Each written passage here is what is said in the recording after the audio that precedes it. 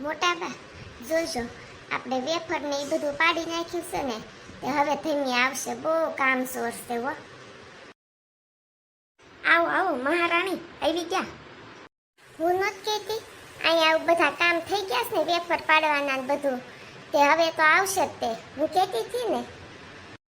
ના ના હો મમ્મી, મારા મનમાં કઈ એવું નહોતું, મારે અહીંયા કઈ કામ નથી કરાવવા એટલે હું ત્યાં રહું કે એવું કઈ નહોતું. હું કઈ તો ગઈ હતી તમને કે મારા ભાઈએ મારા મમ્મીને માર્યા છે એટલે એની જાય છે એમ. અને મારા મમ્મીને મારા ભાઈ નથી હક લેવા દેતા એટલે એમ એમ કીધું કે ભાઈ જાય ને પછી આપણે અહીંથી જવું છે એટલે એમ થોડાક દી રોકાણા. પણ મેં ફોનમાં નહોતું કીધું, તમારે ફોન કર્યો હતો વેફર પાડવી છે તે હવે વહી આવો તો પછી વયું ન આવવાનું હોય. પણ ત્યાં જે ઓલા હુગરી ફઈ નહોતા ગયા એટલે પછી એમાં રહેવું પડે એમ હતું. હુગરી ફઈના તો બાના છે, ઈ બાને રોકાવું હતું એમ કહી ગયો ને બે જણા. અને ધમીને તો એન પપ્પાનું ઘર હતું તે રોકાણી, પણ તારીને હું દાટી થી હારો હાથ ઠમક ઠમક કરતો ઉપડી ગયો હતો તે. હાવ બાયડીનો થઈ ગયો છે પમ્યા પછી તો. હા શું કીધું, પમ્યા પછી તો મારું તો કઈ સાંભળતો જ નથી, જેમ એની વહુ કે એમ જ કરે છે. બસ હો મમ્મી, પવણે એટલે બધા હાવ હાવ બાયડીના જ થાય, તો પછી પવણાવાય જ નહીં. આપણને ખબર જ હોય પવણાવી એટલે પછી એમ ઘરવાળી ન હોય જ તે, તો પછી વાંઢા રખાય આપણા છોકરાને, આપણા રાખવા હોય ને. તો એક છોકરી એના ઘરેથી બધાનો ત્યાગ કરીને આવી હોય, મા બાપ ભાઈ બેન કુટુંબ, એનું ગામ છોડ્યું હોય, એનું ઘર છોડ્યું હોય, બધા છોડીને આવ્યા હોય, અને અહીંયા આવે તો પછી ઘરવાળો એનું ન સાંભળે તો પછી એને અહીંયા આવવાનું કારણ શું હોય? અને એક ઘરવાળો સાંભળે ત્યાં તો તમે બધા એમ કહો ઘરવાળીનો થઈ ગયો, ઘરવાળીનો થઈ ગયો, તો પછી વાંઢો જ રખાય આપણા છોકરાને. પૌણે એટલે થવાનો જ હોય ઘરવાળીનો. છોકરો ન પરણ્યો હોય ત્યાં સુધી હક ન હોય, અને પૌણે તાકે ઘરવાળીનો થઈ ગયો.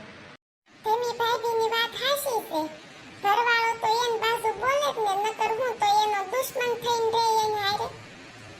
જીગલી બેન તું તો હાહરે જાને એટલી વાત છે, પછી જોવું છે મારે.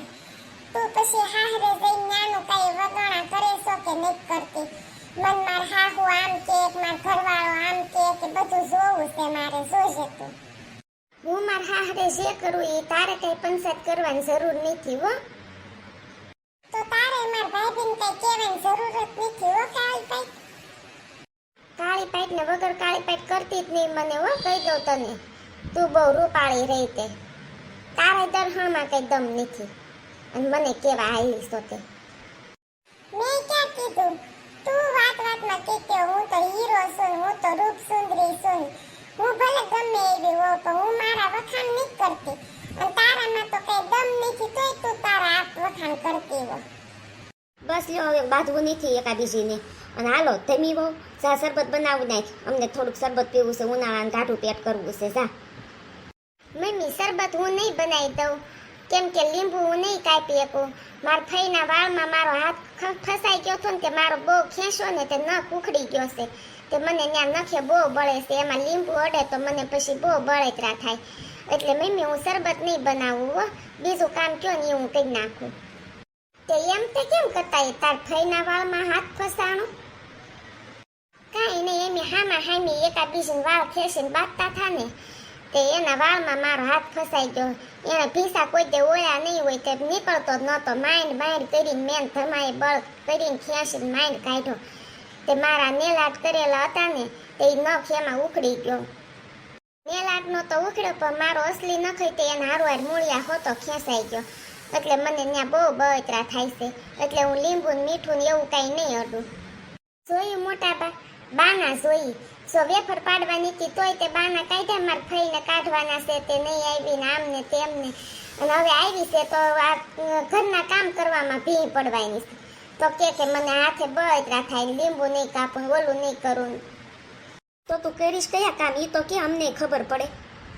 મમ્મી હું છે ને એક કપડાં નહીં ધોઈ શકું, એક વાસણ નહીં ઉટકી શકું, અને એક રસોઈ નહીં બનાવી શકું. એ રસોઈ બનાવવામાં તે મરચું લીંબુ મીઠું ને બધું અડે ને મને, એટલે રસોઈ નહીં બનાવું. બાકીના કચરા ને એવું હું કાઢી દઈશ, ઝાપટી દઈશ, એવું કરી દઈશ હું. મારે નવો ન ખાવી જાય ને પછી હું બધું કામ કરીશ, પણ અત્યારે મારથી નહીં કામ થાય. કાંઈ નહીં ધમી ભાભી, તેની તમતા ટેન્શન નહીં લેતા હો, હું કરી નાખીશ બધા કામ.